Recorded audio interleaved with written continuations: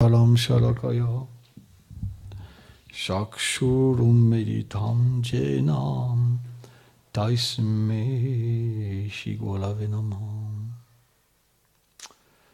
Namam Vishnupadayam Goranga Prestaya Lupinim Shri Bhakti Vibhudaya Bhayanate Namine Namam Vishnupadaya Gora Prestaya Bhutale Srimad Bhakti Pramodaya Puri Goswami Namine Namam Vishnu Padaya Krishna Prestaya Bhutale Srimate Bhakti Vedanta Swami Namine Namam Vishnu Padaya Krishna Prestaya Bhutare Srimate Bhakti Rajshakam Shiladev Goswami Namine Namam Vishnu Padaya Krishna Prestaya Bhutare Srimate Bhakti Siddhanta Sarasvati Namine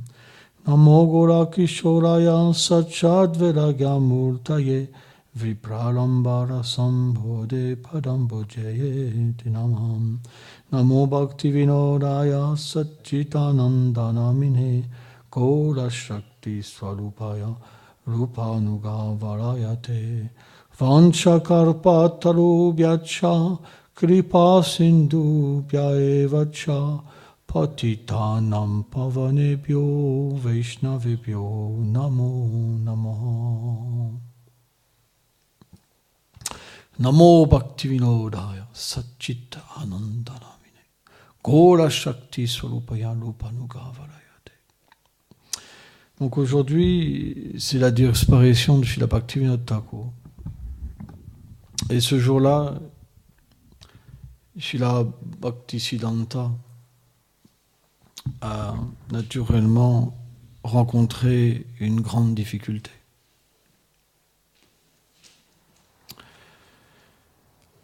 Quand Kishore Babaji Maharaj a quitté la planète et Bhaktivinoda Thakur a quitté la planète, Srila Bhaktisiddhanta a ressenti en lui une très grande séparation et un anéantissement total. Et à ce moment-là, Mahaprabhu et les associés du Seigneur, Bhaktivinoda Thakur, Kishore Babaji Maharaj, sont apparus dans un rêve chez la Bhaktisiddhanta pour ordonner qu'il fasse cette mission et qu'ils étaient toujours avec lui. Alors c'est des associés éternels du Seigneur suprême. Et ils prennent le sentiment de sadhaka pour nous aider. On voit Bhaktivinoda Thakur elle-même est né dans une famille de Shakta, d'adorateurs de Durga. Et on sait que dans cette famille, il ne mangeait pas que des choses bien, par exemple. Il a même été très proche des chrétiens, Bhaktivinoda Thakur. Tout ça par la volonté du Seigneur suprême. Mais comme tous les associés du Seigneur, à un moment, ils s'éveillent en eux, en fait, leur relation éternelle avec le Seigneur suprême. Et quand Bhaktivinoda Thakur a lu le Chaitanya Chamrita, en fait, cette révélation est revenue, en fait, à la surface, en tant que Kamala Manjari. Srila Bhaktivinoda Thakur est pour nous un associé très important du Seigneur suprême. Parce que aujourd'hui, tout ce qu'on suit, tout ce qu'on comprend, c'est grâce à Srila Bhaktivinoda Thakur. Une fois, Srila Bhaktivedanta Swami Prabhupada, il y avait un très fort kirtan dans le temple à Mayapur. Et Bhaktivedanta Swami Prabhupada était très content, très satisfait. Et il a dit en fait à ses dévots que Bhaktivinoda Thakur, tout ça c'était la miséricorde de Bhaktivinoda Thakur. Et que Bhaktivinoda Thakur, à lui tout seul, il aurait pu délivrer tous les êtres vivants. Mais que dans son infinie miséricorde, il avait laissé une part pour tout le monde. Parce que les Vaishnavas sont très puissants. Très, très puissants.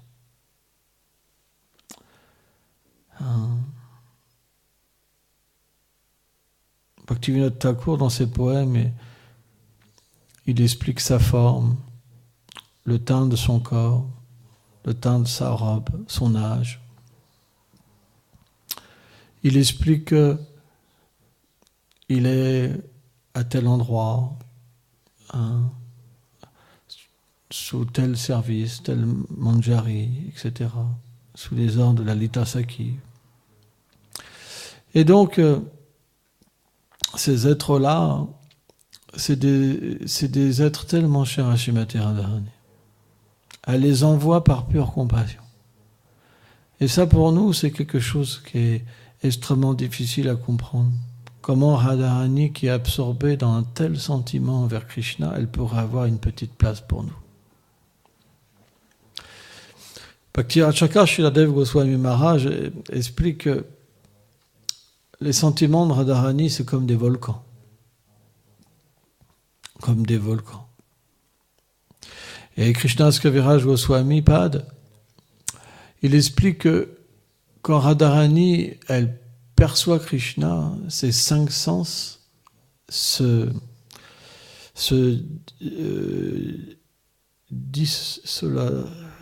dissocient.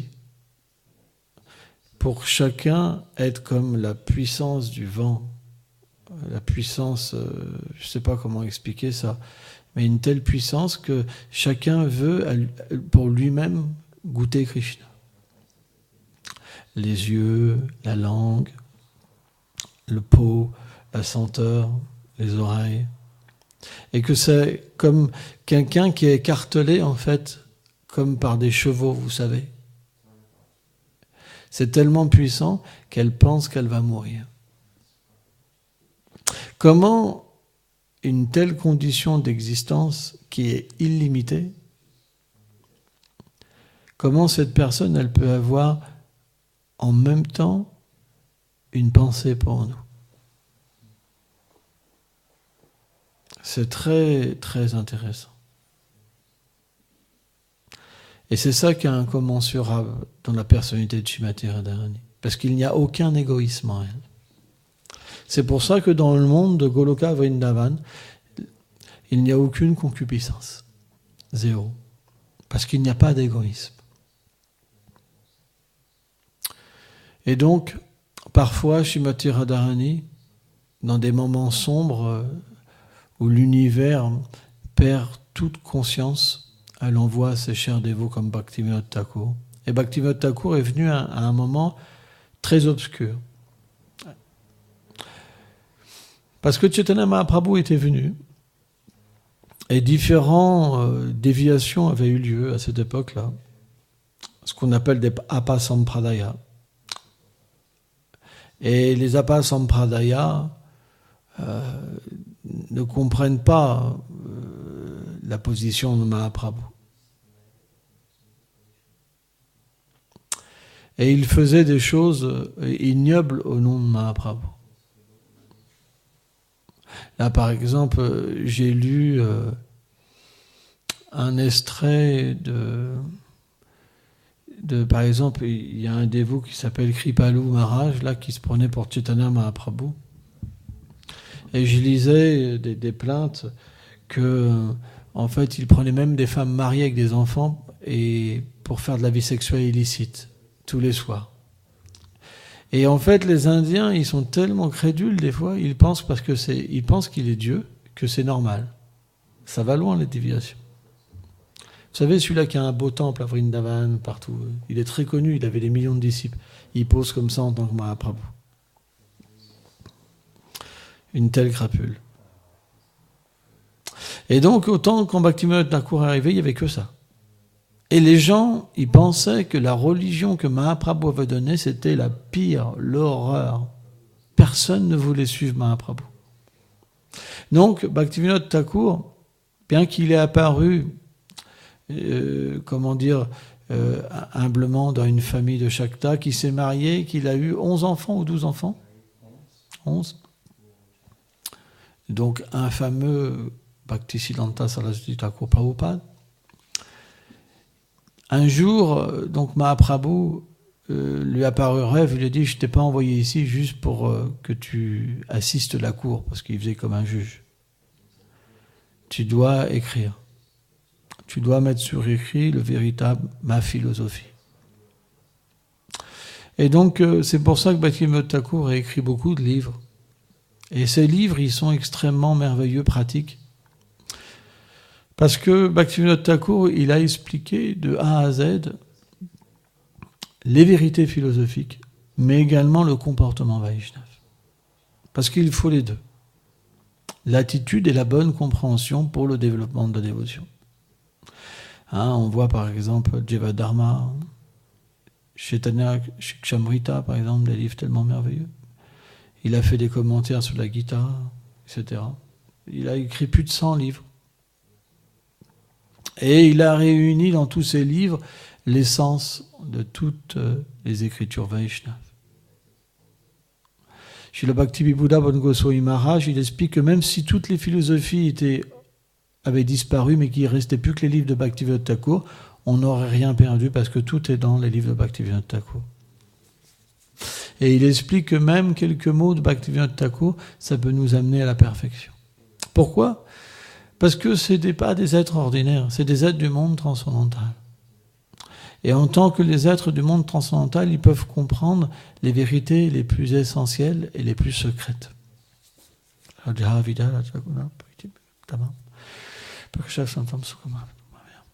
Krishna explique que le savoir qu'il a donné dans la Bhagavad Gita, il est le plus secret. Mais secret, ça veut dire quoi ? Qui peut révéler ce secret ? Il est joyeux, d'une application joyeuse, parce qu'il peut révéler la Swarup, l'identité éternelle de l'être et sa relation éternelle avec Radha et Krishna. Mais si on prend toutes les versions de la Bhagavad Gita qu'il y a dans le commerce, ils n'y comprennent rien. Ils pensent même que le Krishna est un être ordinaire. Comme un Sakyavaishavatar qui vient, en fait, un être vivant mis en pouvoir par le Brahman. Donc on voit que ce secret, il est le roi de secret, mais personne ne peut le percevoir. Parce que ce secret, il est dans le cœur d'un pur dévot. Parce que là où il y a un pur dévot, Radha et Krishna se divertit dans son cœur. Et les 8 divertissements, en fait, du Seigneur suprême se déroulent dans le cœur d'un Vaishnava. Qui, à part des personnes comme Bhaktivinoda Thakur, peuvent révéler l'essence des Écritures. Ou Vishwanath Chakravarti Thakur, par exemple. Ou Srila Bhaktisiddhanta. Les associés éternels du Seigneur suprême. Personne. Vous comprenez ? Donc la dette qu'on a envers Bhaktivinoda Thakur, c'est quelque chose qui est difficile à comprendre si nous-mêmes on devient un pur dévot. C'est pas possible ça. Vous pouvez réaliser la dette en proportion que la miséricorde de Bhaktivinoda Thakur se révèle à nous, en proportion qu'on est introduit à Goloka Vrindavan. Sans ça, c'est pas possible. Vous pouvez être reconnaissant de Bhaktivinoda Thakur parce que vous n'êtes pas comme tout le monde, en train de manger de la viande au début, en train de boire du vin, en train de jouer au jeu de hasard, de faire la vie sexuelle illicite. Et puis à un moment ou à un autre, parce que vous commencez à goûter un peu. Puis après, parce que vous commencez à pouvoir percevoir les attributs du Seigneur, etc. Donc ça monte, ça monte, ça monte, ça monte. Vous comprenez ? Donc, de la même manière, Narottam Das Thakur a dit « Magana Tumilandasya ». Oh Gurudev, tu m'as sorti de l'ignorance en me donnant la connaissance. Et cette connaissance, elle augmente aussi. Et cet attachement envers le gourou, il est là en proportion qu'on reçoit du gourou cette introduction dans la Vraj Bhakti, dans la Raganuga Bhakti. Donc c'est pourquoi on devrait prier Bhaktivinoda Thakur de nous venir en aide ce jour-là. Parce que on est comme des idiots qui pensons avoir tout compris, mais qui restent identifiés au corps et aux attachements du corps. Et dans cette circonstance-là, on voit on ne fait aucun progrès. C'est vrai ? Donc à moins que quelqu'un vienne nous chercher. Alors on ne peut pas être délivré de cette circonstance. Quelqu'un qui est dans une prison, par exemple, à moins qu'on vienne le chercher, il ne peut pas sortir de la prison. Il n'en a pas le pouvoir, parce que les barreaux sont puissants. Et derrière ces barreaux, il y a une autre allée avec d'autres barreaux. Et encore d'autres barreaux. Et un mur. Et avec une grosse porte. Et encore un gros mur, avec une grosse porte. Avec des gardiens féroces. Avec des fusils puissants. Vous comprenez ? Donc on est bien gardé. Hein ? Par l'influence de l'ignorance, on est gardé. Il y a un œil sur nous. Hein. L'influence de la passion, l'influence de la vertu, le temps, nos activités passées, le corps subtil, le corps grossier. Il y a tellement de gardiens. Oh, on ne peut pas s'échapper. C'est pas possible. Mais c'est pourquoi on a besoin des Vaishnavas.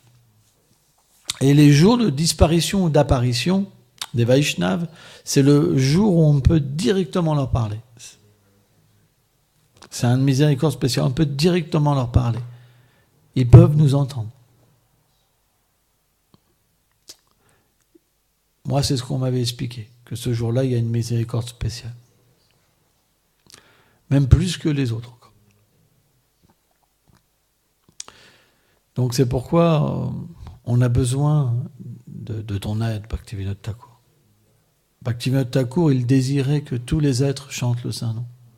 Il a fait des prophéties qu'un jour, les Européens, les Indiens, les Américains se réuniraient pour chanter à Mayapur tous ensemble. C'est vrai, hein ? Mais aujourd'hui, on est tous désunis. Cette prophétie, elle ne s'est pas encore faite. Il y a une institution qui a réuni, par exemple, les Indiens, les Occidentaux, mais tout le monde n'était pas là.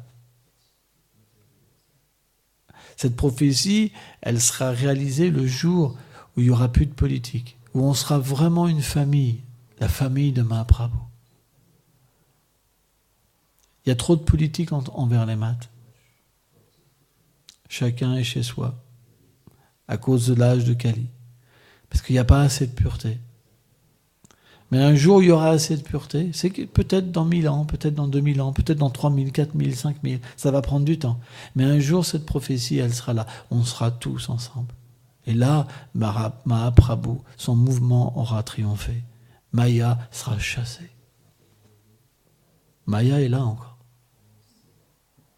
La preuve, c'est qu'on ne peut pas être tous ensemble. C'est pas parce qu'une institution réunit des Européens, des Chinois, des Américains, que ça s'est réalisé. Parce que les autres n'étaient pas là. Tout le monde n'a pas été invité. Vrai ou pas ? Quand Bhaktivinoda Thakur il a eu cette vision, c'est qu'il n'y avait plus de Maya. Il n'y avait plus de différence. Tout le monde nageait dans l'océan de l'amour de Dieu. C'est ça que Bhaktivinoda Thakur désire. C'est la miséricorde que tous les êtres vivent à Navadvip. Parce que Navadvip, c'est Vrindavan miséricordieuse. C'est Vrindavan pour les gens qui n'ont pas de qualification. Pour les introduire à Vrindavan. Alors, on ne doit pas penser que Navadvip originel, les gens n'ont pas de qualification. Mais quand Navadvip vient dans ce monde, Mahaprabhu, Nitai, Advaita, Gadada, Shivas et tous les associés de Mahaprabhu, ils ouvrent les portes pour une miséricorde spéciale. C'est pourquoi Navadvip est tellement plus miséricordieux que Vrindavan. C'est expliqué que celui qui va à Vrindavan, il commet des offenses. C'est comme un suicide de rester trop à Vrindavan. Mais à Navadvip, même quand on dort, on fait du progrès spirituel. Même si vous ronflez fort. vous faites du progrès. C'est comme chanter, même dormir, c'est comme chanter. Cette terre est tellement miséricordieuse, Navadvip. Donc Bhaktivinoda Thakur est un très très cher associé du Seigneur suprême. Et on devrait ce jour-là véritablement, avec un brin d'herbe et nos problèmes, se jeter à ses pieds pour qu'il interfère pour nous. Parce qu'on a tous des blocages dans notre vie spirituelle. C'est comme bloqué. Il y a comme des murs qui se sont érigés tellement haut qu'on ne peut même pas saisir qu'est-ce qu'il y aurait après. On s'arrête en pensant que c'est ça la vie spirituelle. Notre compréhension aujourd'hui, c'est que l'obstacle qu'on voit partout et ce petit terrain qu'on a de liberté, c'est la vie spirituelle. Mais derrière cet obstacle, il y a un monde merveilleux. Or, ce blocage-là, qu'on a tous à certains niveaux, plus subtil ou plus grossier, le plus subtil, c'est pratishta, le plus grossier, c'est la vie sexuelle. On ne peut pas le dépasser sans la miséricorde des Vaishnavas. Parce que l'énergie matérielle, Durga Devi, c'est une sacrée gardienne. Elle ne laisse pas l'entité vivante si facilement. C'est pourquoi, bien que Krishna comble le désir de nous mettre dans cet univers, parce que c'est notre désir, et de devenir un Purusha, un petit contrôleur, en même temps, il envoie ses dévots pour nous donner une chance de retourner à lui. On n'est pas plus qualifié que les autres, simplement, on a tendu une oreille à leur message et on a pensé que c'était une bonne chose. D'autres se sont dit, c'est pas mon truc. Et ils ont été dans d'autres voies. Mais cette voie du pur service de dévotion, elle est vraiment particulière parce qu'elle exprime notre réalité au plus haut niveau. C'est pourquoi Bhaktivinoda Thakur, dans ses prières, il prie en fait Rupa Goswami, Rupa Manjari, Lalita Sakhi, de l'engager en fait dans son service éternel. Et puis, au tout début de ses poèmes, il se met dans notre condition où il exprime sa déchéance, son attirance pour le karma, pour le gyan, etc., etc. Dans le sens où il nous avertit de ne pas tomber dans tous ces pièges. Petit à petit, il explique comment l'âme est conditionnée. Et puis graduellement, il explique la gloire des Vaishnavas, la gloire de Mahaprabhu. Et puis graduellement, après, la gloire de Krishna, la gloire de Radharani, des associés du Seigneur. Comment le développement de l'amour de Dieu se manifeste. Et finalement, il aspire pour nous encourager à devenir un associé du Seigneur. C'est très scientifique de la manière Bhaktivinoda Thakur a fait. Vraiment, vraiment très scientifique. Il faut vraiment être mis en pouvoir pour écrire de tels livres. Et voilà, c'est pourquoi on devrait... tous les jours, il faut étudier. Mais pour nous aider à progresser dans le champ, on devrait particulièrement tirer profit des enseignements de Bhaktivinoda Thakur. Ces poèmes peuvent nous permettre véritablement de développer des sentiments spirituels. Par exemple, quand Bhaktivinoda Thakur dit qu'il est né dans une famille de matérialistes, et que ses parents, dès sa naissance, l'ont pris Ils l'ont attaché à ce monde, qu'il a grandi, qu'il a fait des études, qu'il était fier, qu'il s'est marié, etc. Eh bien, toutes ces choses, elles sont encore à nous, en nous, à l'état latent ou manifesté. Quand on chante, par la miséricorde de Bhaktivinoda Thakur, quand on chante le Saint-Nom, on va ressentir une fixation. On va ressentir un repentir, un désir de sortir de cette situation. Donc ne pensons pas que, par exemple, quelqu'un en lisant le Govinda et l'Amrita, il obtiendra une telle extase. Parce qu'il faut que le rasa se soit éveillé dans notre cœur. Si le rasa n'est pas éveillé, qu'on lit du rasa, ça n'aura pas d'impact dans notre cœur. Ça sera comme quelque chose qui nourrit pas le bhajan. Parce qu'il faut un certain niveau d'avancement spirituel. Alors que si on lit des choses qui sont complètement à notre niveau, mais données par un pur dévot comme Bhaktivinoda Thakur, ça va éveiller le rasa. Les sadhjas, eux, les dévots qui veulent atteindre le plus haut tout de suite, ils rejettent cette idée-là en disant « mais pourquoi je lirais, par exemple, dans le Sharanagati, voilà certaines prières de Bhaktivinoda Thakur. Voilà, moi, je suis plus dans la vie de famille, je suis plus ceci, je suis plus cela, par exemple. En fait, c'est une mauvaise compréhension, parce qu'on n'a pas éveillé le rasa. Donc, suivant l'état d'âme où on est, suivant l'avancement spirituel où on est, Shraddha, par exemple, ou Anartha-Nivriti, ou Bhajanakriya, ou Nishtar, ou Chi, etc., on va trouver des prières de Bhaktivinoda Thakur qui vont nourrir notre bhajan et qui vont nous permettre de dépasser les obstacles. Sans ça, c'est pas possible. Il a écrit tous ses livres pour ça. C'est très scientifique.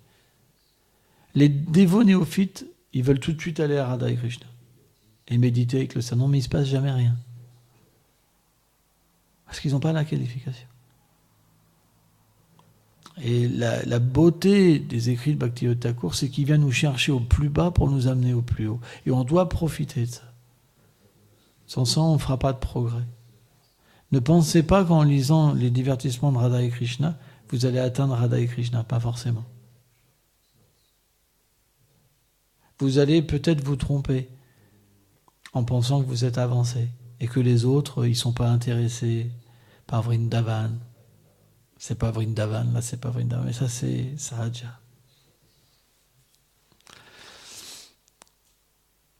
Par exemple, des grands dévots comme Bhaktivedanta Swami Prabhupada, il ne parlait pas des vertus de Radha et Krishna. Il parlait on n'est pas score, on n'est pas score, on n'est pas score. Pourtant c'était un Vrajbasi. Et pourquoi il a fait ça? Pour permettre aux êtres d'atteindre Vrindavan. Parce que sans une bonne base, sans être à notre niveau, on se triche nous-mêmes. Et c'est ça la plus grande tricherie qu'il peut avoir. C'est de penser qu'on est qualifié alors qu'on ne l'est pas. Une fois que ça rentre en nous, cet orgueil-là, alors on critique tout le monde. Même le gourou, tout le monde. Parce que dès que quelqu'un ne nous reconnaîtra pas comme un grand Vaishnava, on se mettra en colère. Donc ce n'est pas notre philosophie. On ne devrait pas se tricher tout seul, se tromper tout seul, en pensant que juste avec un livre, on va atteindre Vrindavan, en lisant une littérature. Vous pouvez la lire 1000 fois, ça ne marchera pas. On doit venir au plus bas niveau, là où on est. Et profiter en fait des prières de Bhaktivinoda Thakur pour nous amener graduellement à un plus haut niveau, nous détacher complètement de la matière, de toutes les choses indésirables qui sont dans le cœur, nous établir dans la fixité, dans le service des Vaishnavas, et graduellement alors développer le goût et le désir authentique de servir. C'est un grand programme. Vous comprenez? C'est pourquoi, par exemple, j'ai entendu certains Vaishnavas qui critiquaient, par exemple, l'ISKCON, en disant que c'est la Vedi Bhakti, il n'y a pas de Vraj Bhakti, mais c'est pas vrai. Ceux qui disent ça, il y a une mauvaise compréhension. Parce que s'il n'y a pas les bases, mais qu'on prêche quelque chose qui est plus élevé que nous-mêmes, on se triche nous-mêmes. Alors que là où il y a le service de dévotion réglé, on peut purifier son cœur et devenir introduit après par les associés du Seigneur à Vrindavan. Donc c'est la bonne méthode. On doit faire attention de ne pas tomber dans les extrêmes parce qu'on n'arrive pas nous-mêmes à développer une dévotion spontanée. Levez-vous, vous dormez debout. On n'arrive pas à développer une dévotion spontanée en s'en prend aux autres en disant que c'est de leur faute. Ça, c'est une mentalité d'une personne qui va en enfer. Et il peut avoir ça chez nous. De telles crapules. C'est une très mauvaise compréhension. Jai Srila Bhaktivinoda Thakur qui Jai. Quelqu'un veut dire quelque chose? Tiens.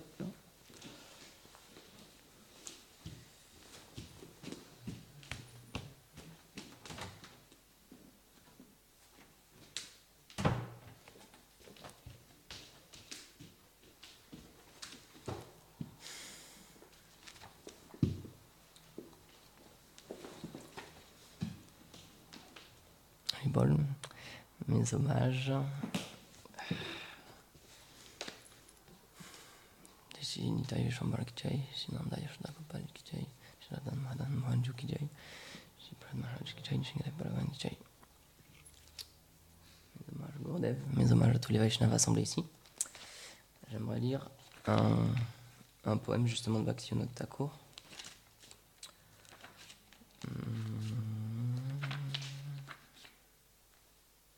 Donc c'est dans la partie l'abandon de soi, Atmanivedana, le second principe de l'abandon. Donc je vais lire juste la traduction en français. Donc le chant c'est Manasa Deho Geo. Mon mental, mon corps, ma famille et tout ce qui peut être à moi, je l'abandonne à tes pieds par Lotus, ô jeune fils de Nanda. Dans la bonne fortune et dans le danger, dans la vie ou dans la mort, toutes mes difficultés et mes responsabilités ont disparu, en acceptant ces pieds qui sont les tiens comme mon seul refuge. Tu peux me détruire ou me protéger comme tu le désires. Tu es libre d'agir comme tu l'entends, car je suis ton serviteur éternel. Si c'est ton désir que je prenne de nouveau naissance, ma seule requête est de pouvoir prendre naissance dans la demeure de ton dévot. Même si je dois prendre naissance comme un ver, peu m'importe si je peux demeurer ton serviteur. Mais je n'ai aucun désir de naître comme Brahma si je dois t'être opposé. Je désire intensément pouvoir obtenir la compagnie des dévots qui sont complètement dépourvus de tout désir pour le plaisir matériel ou la libération. Tu es mon père, ma mère, mon bien-aimé, mon fils, mon Seigneur, mon maître spirituel et mon époux. Tu es tout pour moi. Bhaktivinoda Thakur dit: Ô Kana, s'il te plaît, écoute-moi. Ô Seigneur bien-aimé de Radha, tu es ma vie et mon âme. Donc voilà. Je ne vais pas rajouter sur ce que tu as dit, mais ouais, il a écrit exactement pour notre niveau, quoi. Personnellement, c'est là où j'en suis, quoi. Donc c'est tout ce qu'on peut ressentir dans notre vie de tous les jours de dévot, il a exactement tout mis ça avec des mots, quoi. Et il l'a bien écrit en plus, c'est bien écrit, c'est joli. Donc juste en lisant ça, c'est tellement accessible et en même temps, ça peut vraiment nous permettre de nous libérer, quoi. Donc je commence petit à petit à me rendre compte qu'on a une énorme dette envers ces Vaishnavas qui viennent, quoi. Et si je me souviens, Rasabiri m'avait expliqué quelque chose, que les disciples de Prabhupada, tu me reprends si je dis des bêtises, mais il y a des disciples de Prabhupada du coup qui avaient travaillé sur le Chaitanya Charitamrita. Ils avaient fait un marathon en fait, et pendant un mois ou deux à peine, ils avaient réussi à tout mettre par écrit, à tout imprimer, à faire les illustrations en un temps record. Et c'était une petite équipe et ils n'avaient pas arrêté de travailler, ils avaient fait ça 24 heures sur 24 et c'était dédié à fond. Et Prabhupada il était vraiment super satisfait et il leur a dit: à la fin de votre vie, Bhaktivinoda Thakur personnellement il va venir vous reprendre pour le service que vous avez fait. Donc ces Vaishnavas là ils sont concernés par nous, ils viennent que pour ça, quoi. Ils viennent que pour nous, quoi. Ils passent du temps ici pour nous, pour venir nous chercher. Donc si on les prie, oui, ils nous écoutent. Parce qu'ils sont là pour ça, quoi. Ils ont écrit tout ça pour ça. Eux, ils en ont pas besoin. Ils sont pas à ce niveau-là, mais ils ont fait semblant d'être à ce niveau-là pour nous permettre d'en sortir, quoi. Donc c'est un trésor inestimable, quoi. Donc voilà, merci beaucoup. Bhaktivinoda Thakur ki jai.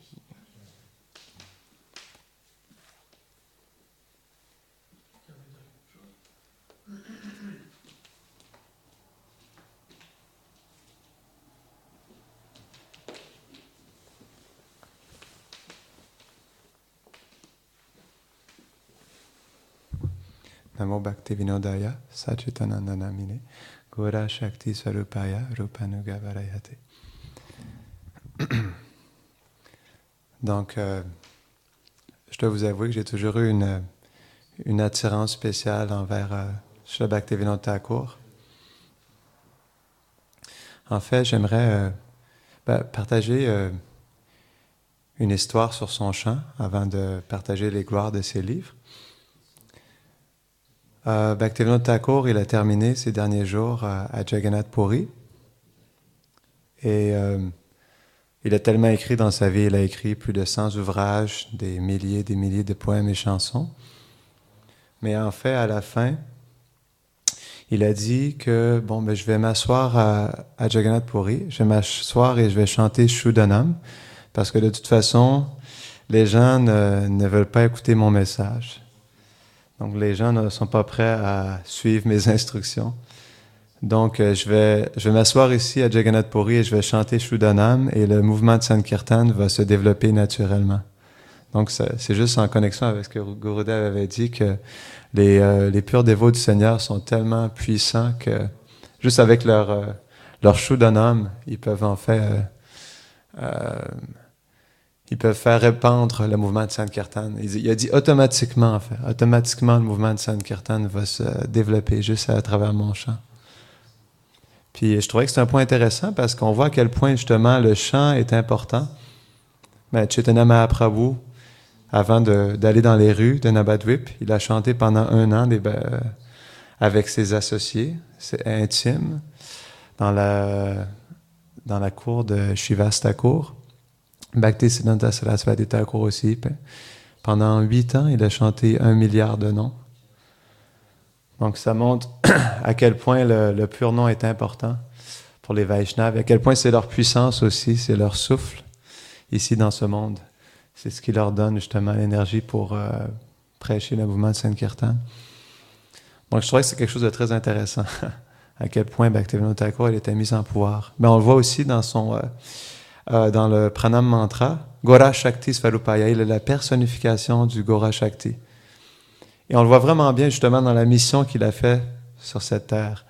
Il a vraiment fait revivre le mouvement de Chaitanya Mahaprabhu, parce que c'était vraiment devenu très sombre, comme Gurudev expliquait, il y avait plein de déviations d'après Sampradaya.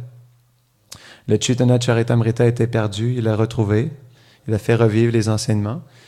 Puis quelque chose que j'apprécie beaucoup de Bhaktivinoda Thakur, c'est ses écrits. Le Jaiva Dharma, en fait, explique que le Jaiva Dharma, c'est la personnification des enseignements de Chaitanya Mahaprabhu. C'est l'incarnation littéraire des enseignements de Chaitanya Mahaprabhu. Bhaktivedanta Swami Prabhupada, à part il a beaucoup glorifié le Bhagavatam, il voulait que ses disciples lisent le Bhagavatam, mais aussi il y a 2 autres livres. Il a mis beaucoup d'emphase dans différents endroits. Il disait, il tenait absolument à ce que ses disciples étudient le Brihad Bhagavatamrita de Sanatana Goswami et le Jaiva Dharma. Ouais. Il a dit ça à 2 reprises, Jaiva Dharma. Il disait que c'était vraiment important d'étudier Jaiva Dharma.